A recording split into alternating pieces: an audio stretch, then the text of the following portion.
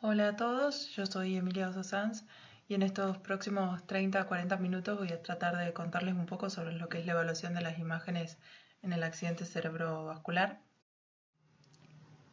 Como objetivos para esta clase es importante que nosotros conozcamos las distintas modalidades diagnósticas usadas en el estudio del ACV y las ventajas y desventajas de cada una, las principales indicaciones de cada método, que definamos territorios y extensiones de las lesiones y hablarles un poco sobre lo que son los stroke mimics.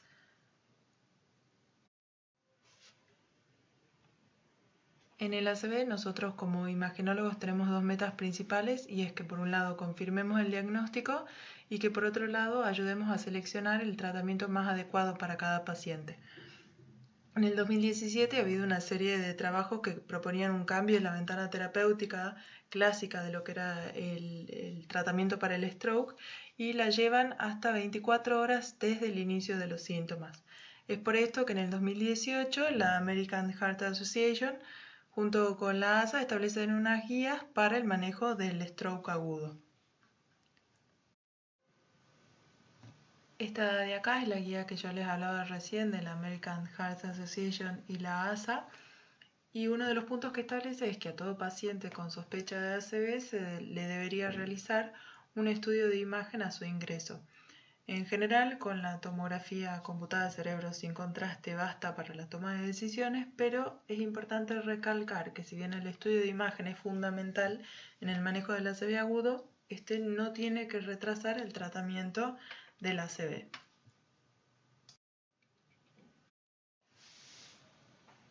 Entonces, de acuerdo a lo que vamos queriendo saber, es el método que vamos a ir también eligiendo para cada situación. Por ejemplo, en una primera instancia, si nosotros queremos saber si hay un ACV isquémico o si se asocia a una hemorragia u otra patología, el método de elección es la tomografía sin contraste y en algunas circunstancias donde se sospecha, por ejemplo, un proceso isquémico de fosa posterior, el método de elección va a ser la resonancia. Después, una vez que sabemos que estamos ante un evento isquémico agudo y necesitamos valorar si es que hay obstrucción o no de grandes vasos y el grado de colaterales que hay, vamos a necesitar una angiotomografía con contraste claramente o una angioresonancia que puede ser sin o con contraste. Y llegado el caso de que necesitemos evaluar la viabilidad de los tejidos, vamos a necesitar ya un estudio de perfusión, que la perfusión la podemos hacer tanto por tomografía como por resonancia. Y con esto vamos a valorar cuál es el tejido que es potencialmente salvable. En este cuadro lo que resumimos son las ventajas y desventajas de cada estudio de la tomografía y de la resonancia. En líneas generales, la tomografía, como ya todos sabemos, tiene radiación, pero es más disponible y la adquisición es mucho más rápida, pero también tiene ciertas dificultades, sobre todo para evaluar lo que es la patología en fosa posterior por todos los artefactos que da. En general no tenemos contraindicaciones, pero tiene menor sensibilidad en lo que es la isquemia temprana. En cambio, la resonancia, si bien es menos accesible, pero tiene más tiempo de adquisición, es mucho más sensible y específico en estadios tempranos. Puede ser positiva la difusión ya a los 30 minutos de establecido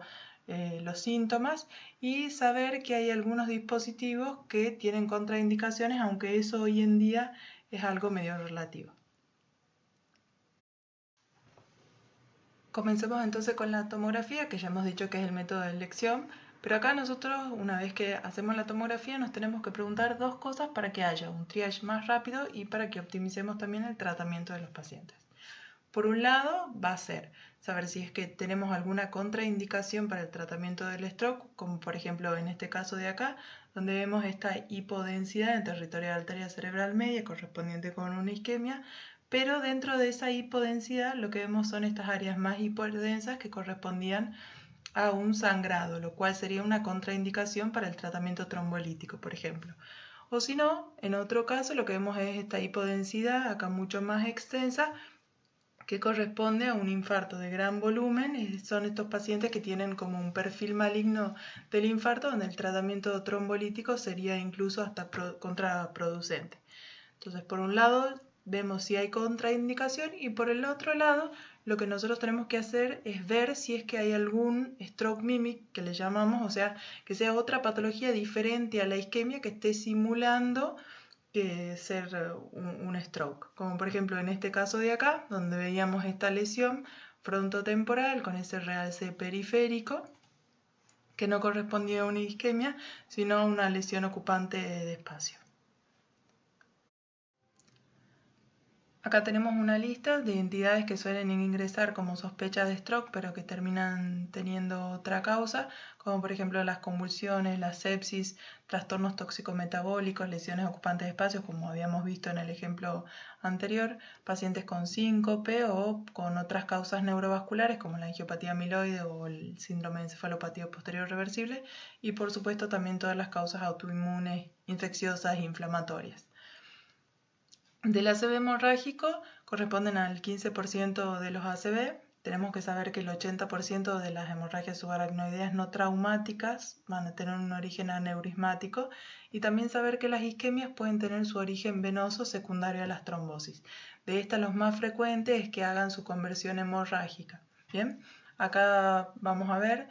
en la fila de arriba dos pacientes distintos con hematomas intraparenquimatosos, en este caso talámico derecho y en este lenticular izquierdo. Vemos que está rodeado de algo de una hipodensidad periférica por el edema vasogénico que tienen. En este caso, el hematoma intraparenquimatoso había asociado a un volcado ventricular. Como vemos, este contenido hemático hiperdenso en lo que es el ventrículo lateral derecho. Lo que nosotros no sabemos en este punto, si bien son localizaciones de hematomas intraparenquimatosos hipertensivos, es si debajo de este hematoma intraparenquimatoso hay alguna otra causa subyacente, como por ejemplo una metástasis que eventualmente también puede sangrar y debutar como un hematoma intraparenquimatoso. Otra causa bastante frecuente en los pacientes mayores es esta colección que podemos ver acá en el espacio subdural con esa forma de semiluna, un contenido heterogéneo correspondiente a un hematoma subdural. También recalquemos acá que muchas veces en los pacientes mayores pueden incluso no tener historia de trauma. Y en este otro paciente lo que vemos es la hiperdensidad cisternal que correspondía a una hemorragia subaracnoidea secundaria a una ruptura aneurismática. Aquí tenemos un paciente con una trombosis venosa, donde podemos ver la ausencia de relleno del seno venoso transverso del lado izquierdo. Y en este otro paciente también tenía una trombosis venosa, pero se había asociado ya con una isquemia venosa con el componente hemorrágico que habíamos dicho que era bastante frecuente. Fíjense cómo no respeta un territorio, y si además vemos la hiperdensidad del seno venoso o realizamos el estudio con contraste y vemos la falta de relleno del seno venoso, confirmamos el diagnóstico. En este otro paciente, era un paciente con antecedente de una TBC pulmonar, donde vemos esta lesión cerebelosa. Ven la región central bien hipointensa en esta secuencia, que es un T2 con ese halo periférico hiperintenso por un edema perilesional correspondiente con un tuberculoma. Este otro paciente era un paciente de edad joven, donde fíjense esta lesión bien característica que hace un anillo incompleto y ese anillo mira hacia la corteza. Es bien hiperintensa en el DWI, y si nosotros vemos el mapa de ADC, esta región que la vemos hiperintensa caería en el mapa de ADC, es decir, que restringe la lesión. Y en el estudio con contraste, fíjense cómo esa lesión que restringe hace también realce tras el contraste intravenoso. Esta lesión es bien característica de una lesión tumefactiva pseudotumoral de origen desmielinizante.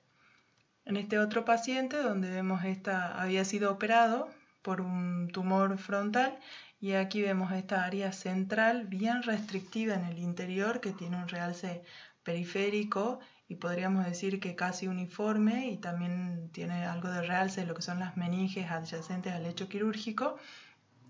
correspondiente con un absceso postquirúrgico, y esta restricción que hacen en el centro es por todo el contenido purulento que tiene ese absceso piógeno. Bueno, así también, para reconocer una isquemia y diferenciarlas de otras patologías,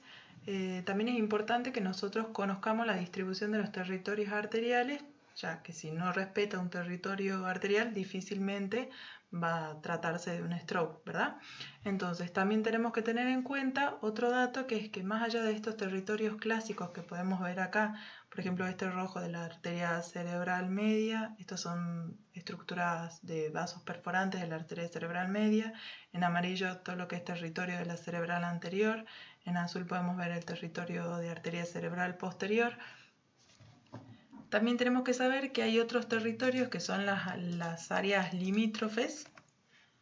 o territorio frontera también se le llama, de lo que es circulación anterior de la parte de cerebral anterior con cerebral media o de cerebral media con cerebral posterior y la zona frontera interna, que también nos van a dar un tipo de infarto bien característico de los pacientes que tienen un hipoflujo, ya sea por ejemplo por una estenosis carótida severa o que hayan tenido un antecedente de cirugía cardíaca. Hasta acá ya hemos descartado entonces las contraindicaciones,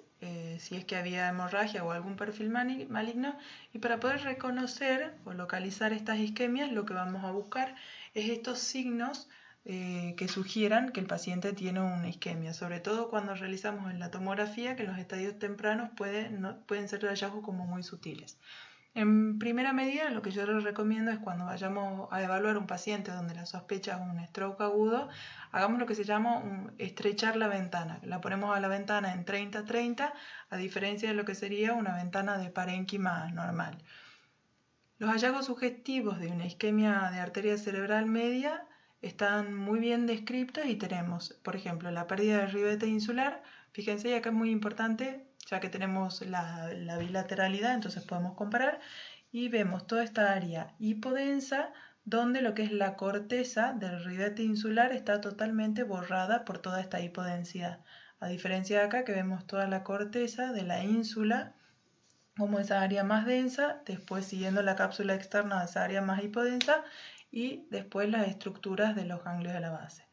Entonces a esto le llamamos pérdida del ribete insular como signo clásico de una isquemia de arteria cerebral media. Vamos a pasar a otro signo de isquemia de la arteria cerebral media y que es la hipodensidad del núcleo lenticular, de vuelta a estructura que es bilateral, entonces comparamos lo que es el núcleo lenticular del lado derecho, que lo vemos muy bien, y al del lado izquierdo, sobre todo en la parte posterior, queda como borrada, ¿sí? Desdibujada. Ese es otro signo de una isquemia de arteria cerebral media. Y después tenemos otros signos que son comunes a cualquier territorio, que son la pérdida de la diferenciación sustancia gris blanca, como esta que hablábamos acá, donde no vemos la corteza insular y hay una sola hipodensidad y no diferenciamos qué es sustancia gris y qué es sustancia blanca. El borramiento de los surcos, como vemos en esta imagen, no podemos distinguir todo lo que es los surcos a diferencia de todo esto que es parénquima normal, y por supuesto lo que vemos es la hipoatenuación de ese parénquima afectado. Y acá cuando yo les decía de esto de que tenemos que estrechar la ventana en 30-30, este paciente de la izquierda es una tomografía de cerebro con una ventana estrecha en 30-30 y esta es una ventana normal para visualizar el parénquima encefálico. Fíjense cómo esta hipodensidad temporal polar izquierda es mucho más notoria cuando nosotros estrechamos la ventana a cuando la vemos acá, que en todo el volumen de imágenes puede incluso pasar desapercibida. Pasemos a un ejemplo entonces. Acá tenemos un hombre de 76 años con deterioro del sensorio y una hemiplegia derecha que ya había tenido unos eventos vasculares, por eso su secuela acá insular del lado derecho, pero ahora nos llamaba la atención lo siguiente. Vemos esta hiperdensidad en el interior del vaso de la arteria cerebral media en su segmento M1 del lado izquierdo. Y cuando nosotros poníamos unos ROI nos daban por un lado 58 unidades de Hounsfield y en esta arteria cerebral media 40 unidades de Hounsfield. ¿Qué es lo que pasa? A veces acá en lo que es las arterias cerebrales medias con el estudio de tomografía multicorte pueden parecer espontáneamente densas. Entonces es importante que si nos da duda la midamos a las unidades de Hounsfield, porque acá estamos ante la presencia de otro signo que es el de la arteria cerebral media hiperdensa y que hay una serie de autores que la definen. que nosotros vamos a estar ante la presencia de esta arteria cerebral media hiperdensa cuando tengamos valores de unidades Hounsfield superiores a las 43 unidades o cuando la diferencia entre los dos, del lado derecho y del lado izquierdo, nos dé 10 unidades Hounsfield. Ahora, una vez que ya hemos definido que se trata de una isquemia, que no hay contraindicación de tratamiento, que sabemos la localización y el territorio que está afectando, lo importante es que cuantifiquemos la extensión. Y a esto lo vamos a hacer a través del score de Aspect, que es un método eficiente para comunicar los resultados, donde 10 puntos va a ser un paciente normal y 0 puntos va a ser un infarto completo de la arteria cerebral media. Acá vamos a otorgar un punto a cada región. Un punto lo tiene la cabeza del caudado, otro punto a la cápsula interna, otro punto al núcleo lenticular, otro punto a la ínsula. Hasta ahí ya vamos 4, ¿sí? Y después vamos a tener 6 regiones corticales que corresponden a M1, M2 y M3 a la altura de los ganglios de la base. Y una vez que ya hemos pasado los ganglios de la base, pero seguimos viendo ventrículos, seguimos con M4, M5 y M6, lo que le dan los 6 puntos restantes para esta escala de 10. Y así como tenemos el score de Aspect para lo que es arteria cerebral media, también lo tenemos para lo que es la circulación posterior precedido de esta sigla que es PC. Y acá hay una diferencia, que para lo que es mesencéfalo y protuberancia, ya sea el infarto uni o bilateral, siempre van a ir directo a 2 puntos. Y después tenemos un punto más por cada lado del tálamo, del lado izquierdo un punto y del lado derecho otro punto, un punto del lóbulo occipital izquierdo, uno del derecho, y un punto para cerebelo izquierdo y otro punto para cerebelo derecho, dándonos también un total de 10 puntos. Ya habiendo definido la localización y la extensión de la isquemia y habiendo asumido que no hay contraindicación de tratamiento, lo que tenemos que hacer ahora en este segundo escalón es evaluar el estado de los grandes vasos y la presencia de colaterales. Y esto lo hacemos con la angiotomografía computada con contraste. Tiene una sensibilidad cercana al 100% para lo que es la detección de la oclusión de grandes vasos y va a ser crítica en el diagnóstico de la isquemia vertebrobasilar por los artefactos que hace el peñasco sobre la fosa posterior, que por ahí pueden dificultar un poco la visualización de la isquemia, lo que va a resultar muy importante en lo que es la valoración de hacer la correcta valoración de los vasos del circuito posterior. Lo que yo les recomiendo es que usen MIP en los diferentes planos para poder lograr una óptima visualización de los brazos. Es importante que incluyamos el callado aórtico y con esto vamos a caracterizar la enfermedad aterosclerótica, si es que la hay, vamos a buscar aneurismas, disecciones, vamos a evaluar las variantes anatómicas y vamos a ver si es que tiene circulación colateral. Aquí tenemos un ejemplo. Este paciente correspondía al hombre de 76 años con el signo de la arteria cerebral media hiperdensa, que habíamos dicho que corresponden a la presencia de trombos oclusivos adentro del vaso. Y acá lo que vemos es esta angiotomografía con contraste, donde vemos el stop del paso del contraste hacia el sector M1 por la presencia del trombo S que ya habíamos visto, ¿sí? Lo mismo en reconstrucciones coronales, el stop del paso de contraste, fíjense que era su vaso normal M1 como rellenaba con el contraste. Este otro paciente se trataba de una mujer joven que había consultado por una cefalea hemicraniana variable con una intensidad 8 en 10 y que por ese motivo se realiza masajes en la zona cervical, consumo de AINES con una mejoría posterior y a las 48 horas nuevamente empieza con el dolor. Después de 24 horas de que comienza de vuelta con este dolor, empieza con un dolor de cabeza leve que por lo que toma nuevamente analgésicos. Y una vez estando en el trabajo empieza con un episodio de cefalea de lo que se llama una intensidad de 10 en 10, en menos de un minuto. Un dolor hemicraniano derecho opresivo sin acompañantes, ingresa a la guardia y se le pide una tomografía con angiotomografía de vasos intra y extracraneanos. En la tomografía de vasos intracraneanos lo que veíamos era como una irregularidad y un adelgazamiento del segmento B4 de la arteria vertebral derecha y del lado izquierdo en los vasos extracraneanos veíamos como esta doble luz. Acá tenemos una reconstrucción con MIP o en sagital donde veíamos como esta dilatación pseudoaneurismática, lo que nos hablaba de que ya había habido una disección y había curado con este pseudoaneurisma. Y en la angioresonancia de vasos intracraneanos, que es esta secuencia de acá, vemos de vuelta esa irregularidad, que incluso hay como una doble luz, y vemos esta media luna,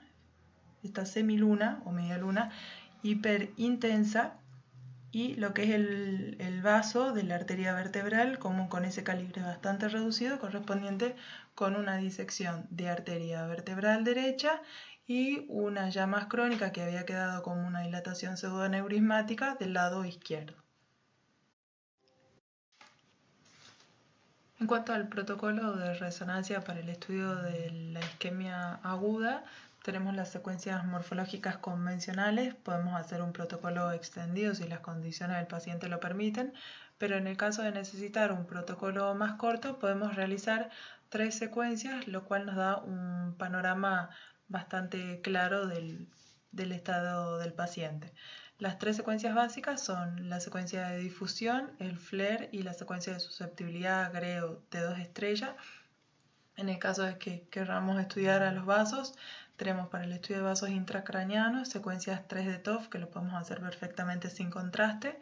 y la angioresonancia de vasos extracraneanos 2 de TOF, que lo podemos hacer sin o con contraste, pero en el caso de que queramos gradar la estenosis carotidia, por ejemplo, sí o sí tenemos que hacer el estudio con contraste.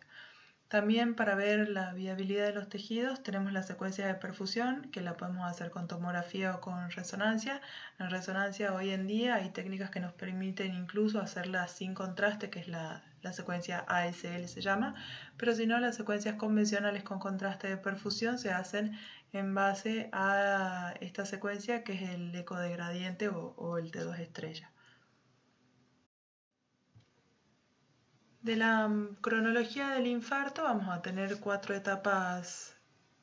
básicas, de las cuales algunas tenemos unas subdivisiones, por ejemplo en el estadio hiperagudo, que van a ser las primeras 24 horas.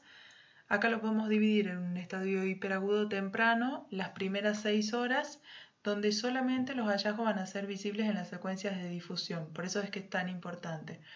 Acá tenemos un paciente que tenía un comienzo desde el inicio de los síntomas, de 4 horas, donde en la tomografía no podemos visualizar nada, lo mismo que en lo que es la secuencia FLAIR de resonancia, pero en la secuencia de difusión ya veíamos esta área hiperintensa en mi protuberancia a la izquierda que tenía caída en el mapa de ADC, es decir, que la lesión restringía y correspondía a una isquemia en estadio hiperagudo. Después pasamos a un estadio agudo que va desde las primeras 24 horas hasta los primeros 7 días, donde vamos a ver lo mismo en difusión, esta área hiperintensa con su caída en el mapa de ADC. La lesión ya es visible en la secuencia FLAIR, fíjense cómo ven esta hiperintensidad en lo que es la rodilla de la cápsula interna y algo de globo pálido. Y también lo podemos visualizar en la tomografía computada, donde vemos esa hipointensidad también en la rodilla y de la cápsula interna y globo pálido. En lo que es el estadio subagudo va a ir desde la primera semana hasta las 3 semanas desde el inicio de los síntomas, y acá lo que vamos a ver en la difusión es que en el mapa de ADC, esto que veíamos como caída de señal ya empieza a normalizarse, ¿sí? Entonces no vemos esa zona negra, pero podemos todavía ver algo de brillo en lo que es el DWI. En la tomografía computada vamos a ver como una hipodensidad que se va acentuando con el paso de los días hasta llegar a un estadio crónico después de las 3 semanas, donde la lesión ya empieza a cavitarse, a llenarse de líquido cefalorraquídeo, entonces la densidad de la señal en la tomografía se parece más al líquido cefalorraquídeo. En la resonancia magnética, como es este proceso que hablábamos de la cavitación y eso, también va a seguir la señal del líquido cefalorraquídeo, por lo tanto vemos esta secuela cavitada hemicerebelosa derecha en la región posterior que tiene una señal similar al LCR. Y lo mismo en difusión, ya no vemos ningún cambio, ni siquiera esa hiperintensidad que veíamos porque ya sigue la señal del LCR. Acá lo que vamos a ver son 3 ejemplos de diferentes territorios arteriales de isquemias agudas. o isquemias recientes. Podemos ver un área hiperintensa en lo que es ínsula y parte del temporal, que tenía la caída en el mapa de ADC, por lo tanto es una lesión que restringe, correspondiente a una isquemia reciente en territorio de arteria cerebral media. En este otro paciente podemos ver también esta hiperintensidad temporal mesial y occipital del lado izquierdo con su caída en el mapa de ADC, o sea que tenía restricción y correspondía a un territorio de la arteria cerebral posterior del lado izquierdo. Y en este otro paciente donde vemos de vuelta también esta hiperintensidad en el DWI con la caída en el mapa de ADC en la región posterior e inferior del cerebelo derecho. Esto es territorio de la arteria cerebelosa posterior-inferior o conocida como pica. Aquí podemos ver a dos pacientes distintos con isquemias en estadios agudos. En la fila superior vemos una isquemia bastante extensa, córtico-subcortical del territorio de la arteria cerebral media derecha, y tenía algo de componente de lo que era la arteria cerebral anterior del lado derecho también. Fíjense cómo tiene la caída en el mapa de ADC y ya lo vemos en FLAIR y en T2 como esta hiperintensidad, por lo tanto seguramente tenía más de 6 horas. Acuérdense, antes de las 6 horas es un estadio hiperagudo temprano que solamente lo vemos en difusión, y después de las 6 horas, de 6 a 24 horas, es un estadio que se le llama hiperagudo tardío, donde los cambios ya empiezan a aparecer en estas secuencias de T2 y FLAIR.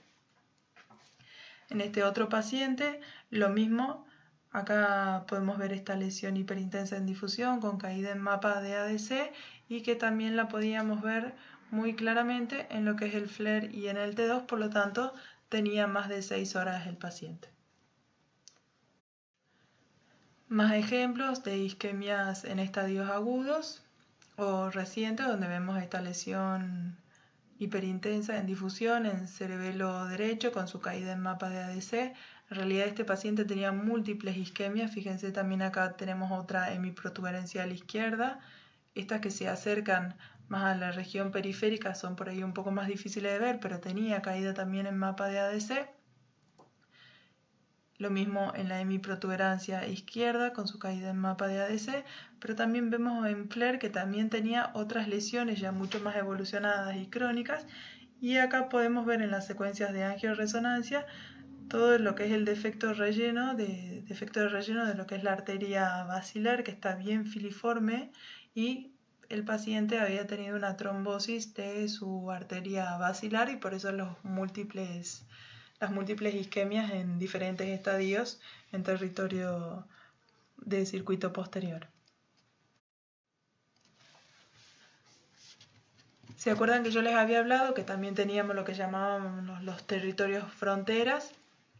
Este paciente tenía antecedentes de cirugía cardíaca y donde veíamos estas áreas hiperintensas en difusión con caídas en mapa de ADC en lo que era en ambos lóbulos occipitales, y aparte veíamos en todo lo que era la región limítrofe de arteria cerebral anterior y arteria cerebral media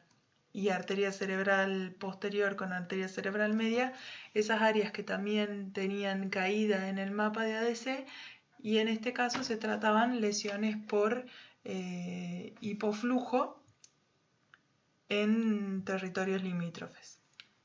En el paciente de la fila de abajo podemos ver la difusión, donde tenemos esta hiperintensidad insular que en el mapa de ADC no presentaba caída, o sea que no tiene restricción en difusión. Si ya no tiene restricción en difusión, pero lo seguimos viendo algo en el DWI, quiere decir que estamos ante la presencia de una lesión subaguda.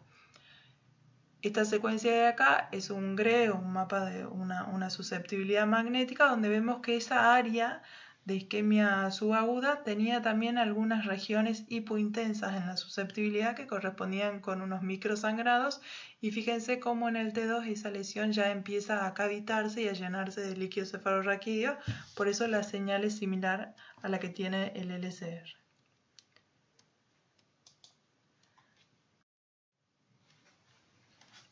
Otro dato que es muy importante que sepan es que en los pacientes con isquemias subagudas por ruptura de la barrera hematoencefálica, esas lesiones isquémicas subagudas pueden realzar. Estemos bien atentos al realce giral que va siguiendo toda la corteza, como podemos ver acá en este infarto en territorio de la pica. Fíjense que es territorio posterior e inferior del cerebelo del lado derecho, que tiene todo ese realce más bien periférico, en un paciente que tenía una disección de su arteria vertebral derecha. Y acá tenemos un control al mes de estas imágenes que vemos recién, donde ya no tenemos nada del realce y que es por la misma evolución del infarto hacia la cronicidad, donde ya no tenemos que ver ningún tipo de refuerzo.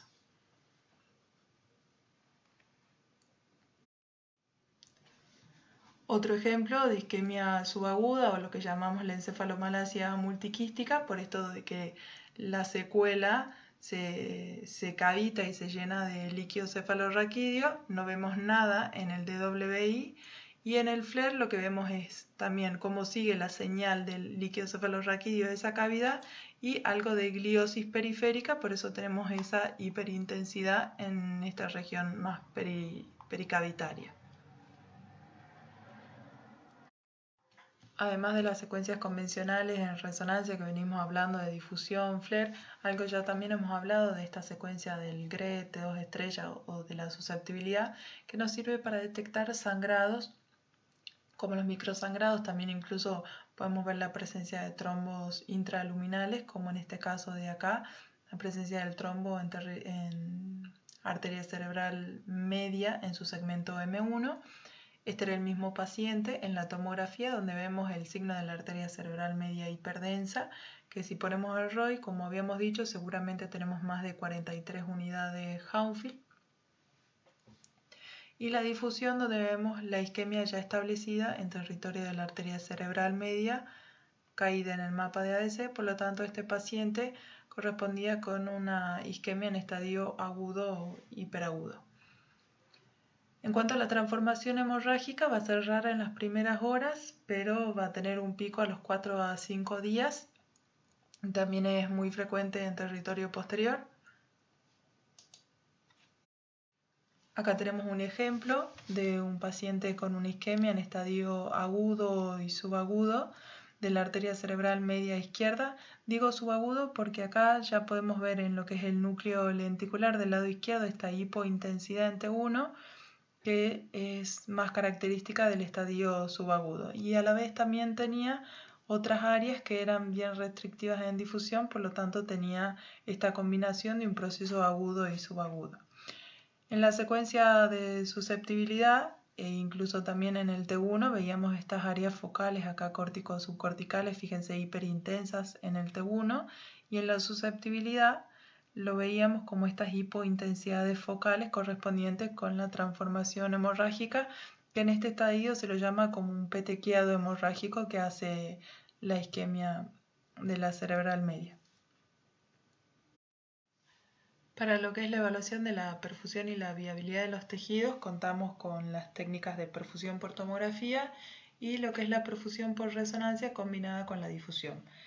Esta en realidad lo vamos a reservar para pacientes que tengan una ventana desde el inicio de los síntomas que vayan desde las 6 horas hasta las 24 horas que habíamos dicho que era el límite,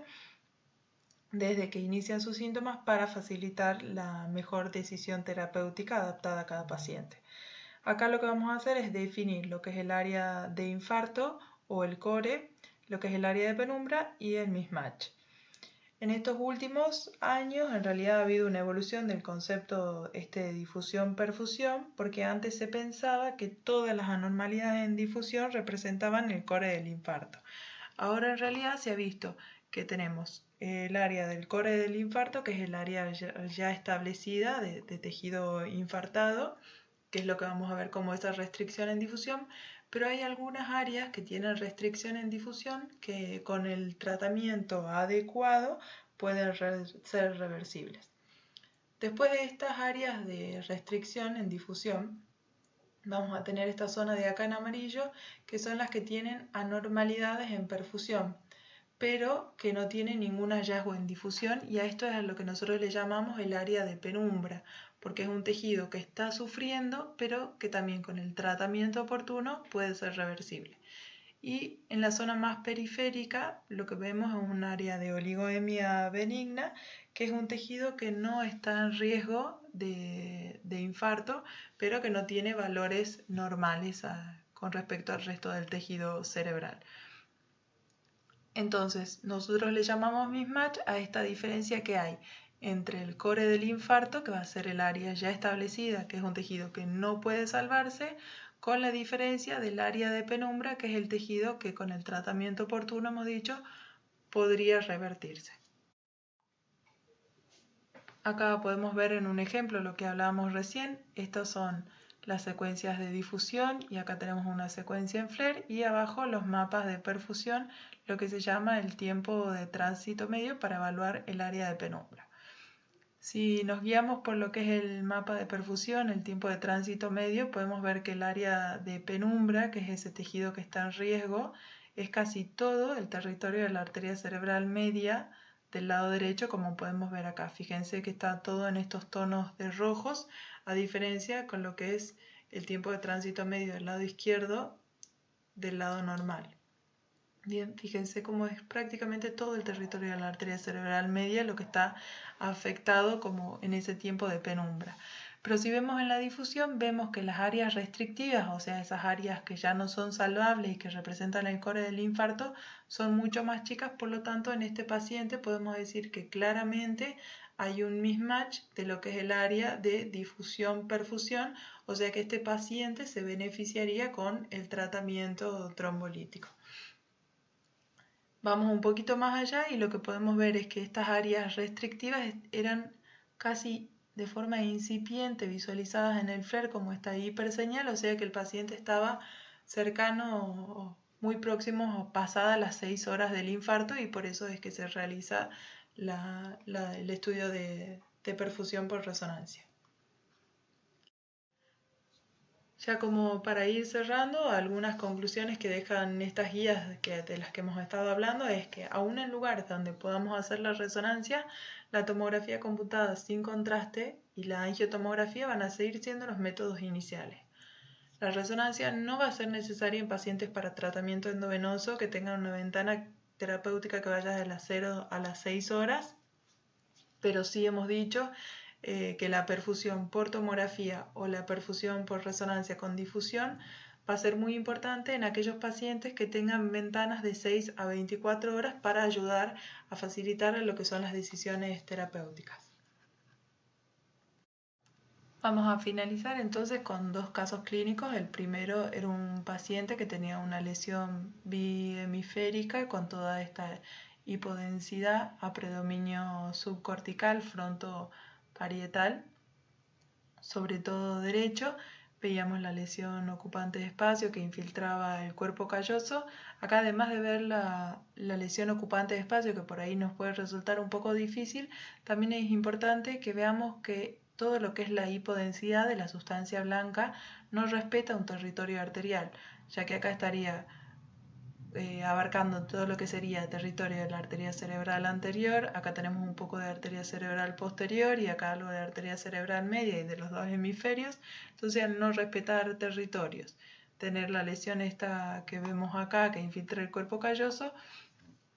podemos decir que no se trata de una lesión isquémica. Este era un paciente que tenía un linfoma primario del sistema nervioso central. A diferencia de este otro paciente donde vemos esta lesión hipodensa córtico-subcortical, donde podemos identificar varios de los signos que habíamos hablado de isquemia por tomografía, como por ejemplo la pérdida del ribete insular, la hipodensidad del núcleo lenticular, el borramiento de los surcos. No vemos la diferencia de lo que es sustancia gris, sustancia blanca, y lo más importante es que respeta territorio de arteria cerebral media. Entonces estamos ante la presencia de un paciente con una isquemia de territorio de ACM izquierda. Y ya para terminar, En el ACV, como en muchas otras patologías, es muy importante el trabajo interdisciplinario y la adecuada comunicación entre los sectores. Hay que adecuarse al lugar y a la forma de cada trabajo. Tenemos que saber si contamos con tomografía y/o con resonancia, si es que hay una unidad de stroke, si hay equipo endovascular, si hay para hacer tratamiento trombolítico, pero sobre todo es muy importante que sepamos cuál es la experiencia y el manejo que tiene cada institución sobre el tema. Eso es todo y muchas gracias por su atención.